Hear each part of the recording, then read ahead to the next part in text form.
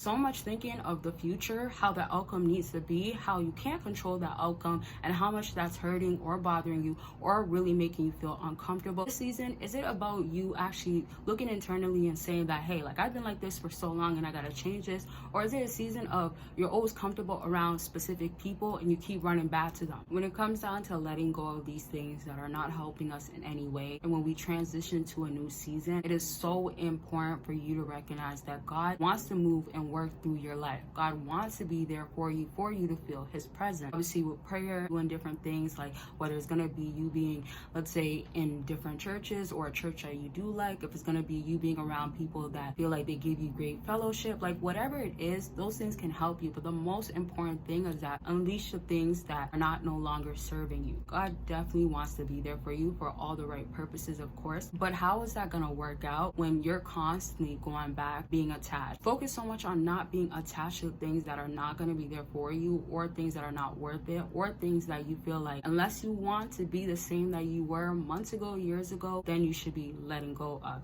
Another key thing about this is that really analyzing yourself as a whole. There is going to be things that we all have to constantly work on, and in order for that to happen is for us to obviously have discernment. Sometimes these things can just be in our face. Sometimes it's not that you always have to have that discernment, but just taking the time to just be in a calm space, really looking at yourself, or even writing down. You could do writing if that's your thing, and just finding the flaws that you really want to work on, or the things that you normally do. Let me give you some examples, things that I've even struggled with like most of my life, and this is something like overthinking or even simply making assumptions. You could do this to yourself, but if you think so much on these things, how are you going to be able to actually maneuver through life? You're going to have so many blessings, so many things that are going to be for you that might have to come later down the line, because it's always going to be the same cycle, the same rabbit hole that you're going through that has nothing there for you. Another thing is that really focusing on the only things that you can control is the most important thing,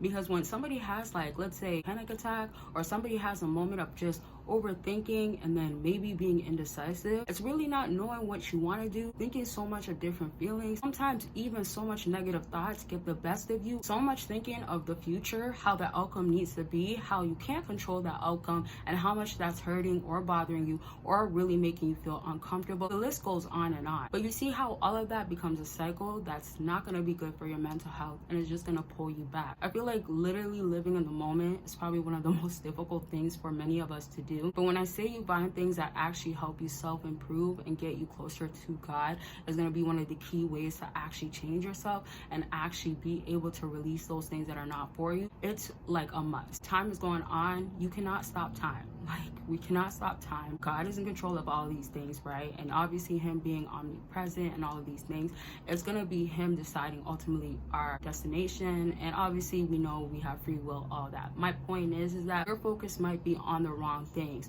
or you might be trying to control whether it's going to be something else, a certain environment, specifically anyone, something that is just not for you to try to handle. In a season that changes as well, it's so important to recognize that this season, is it about you actually looking internally and saying that, hey, like I've been like this for so long and I gotta change this? Or is it a season of you're always comfortable around specific people and you keep running back to them? They show their true color to you, or whether you also love comfortability. It could even be a place that you work. It could even be like a neighborhood that you live at. It could be an environment that you're attached to. Like wherever it is, those things that you have such a strong hold on, you don't want to let go, you don't see no other way. Take the baby steps to try to figure it out, break it down. And of course, prayer is always going to help. So take the time to pray about it. Let things just chill and relax, and don't be so overly worked up to try to figure out how could I fix it? What could I do? How could I control the situation? What do I have to add on? It really even sounds like it could be such a headache, me saying it out loud. So imagine how your brain is taking everything and is trying to bounce it off of each other, trying to get everything aligned and organized. You see how it's beyond our control, and all we're trying to do is have control over something that we'll never be able to actually fully have control over. So really take the time to understand what season that you're in, because I talk about seasons and I love to mention it over and over again. The understanding of, like, same way that you're gonna have a time that's not gonna be so easy in life, you're gonna have such a great time in life, and then you're gonna forget forget about everything. You're gonna have present, but sometimes you're not. But it's all about the things that you do want, how could you have more of it? The things that you don't like, how could you deal with it in those specific situations? Just meaning that whatever you feel like you wish you could overcome or how to get over it, you're not alone 100%. Not only is God there for you, but you also don't want to have these thoughts get the best of you. Like, the enemy is a liar. He's always gonna lie to you.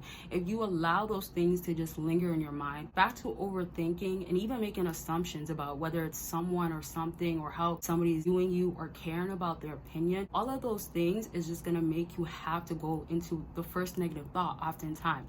And that is simply because we're human and it's gonna happen.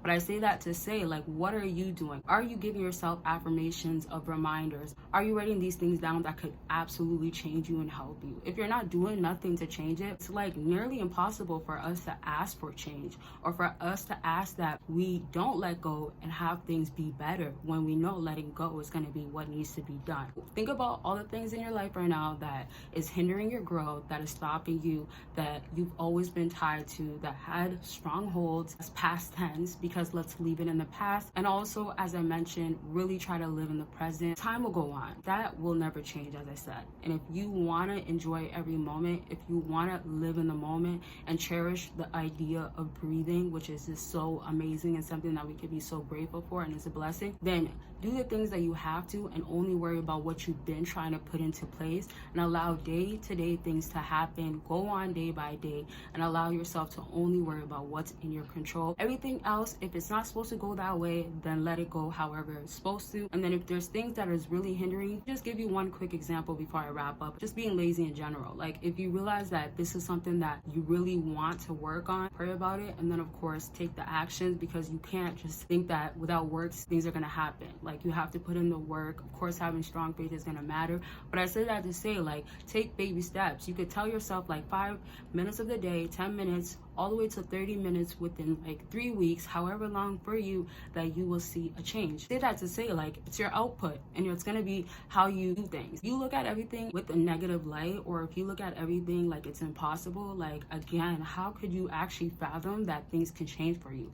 It's almost like having a bunch of garbage and just continuously sitting in it. You have trash all around you. You have things that are just holding you back, that are making you think negative, but you haven't taken the step to stand up. Then you haven't taken the steps to walk out of it. So I say that to say, like, those little things that sometimes we don't even want to do, those are also going to matter to help us get out of our dump in life and actually make real progress. So take the time to really understand, be patient with yourself, give yourself grace, and also push yourself when it comes down to actually what are you doing, what are you consuming, what are you putting in your body, how are you thinking. It's all going to play a large impact. Putting in the work is still going to matter. So take those steps, and then releasing whatever is not for you. Don't hang on. Try to actually let go, and if it's really meant for you, as they say, it will come back for you. And anything that is meant for you, God will make sure that it's going to be there for you in some time, whether it's going to be now or later. Now, I hope this video was helpful. If there's questions that you have, or if there's also other videos that you like even this type of video, let me know if you want a part 2.